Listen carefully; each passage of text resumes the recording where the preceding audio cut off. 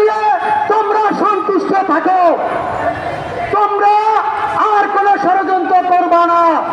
কারণ তোমাদের যেই শেখ হাসিনা বাংলাদেশে আধিপত্য বিস্তার করে এদেশের মানুষের উপর যে হামলা নির্যাতন চালিয়েছে, আমরা তাকে তোমাদের দিয়ে দিয়েছি। এই বাংলাদেশ একটি শান্তিপ্রিয় বাংলাদেশ। এখানে হিন্দু, মুসলমান, খ্রিস্টান, বৌদ্ধ সবাই মিলেমিশে আমরা বাস করি। এখানে কোনো ষড়যন্ত্র আটকা না। আমরা বাংলাদেশের মানুষ খুবই শান্তপ্রিয় মানুষ।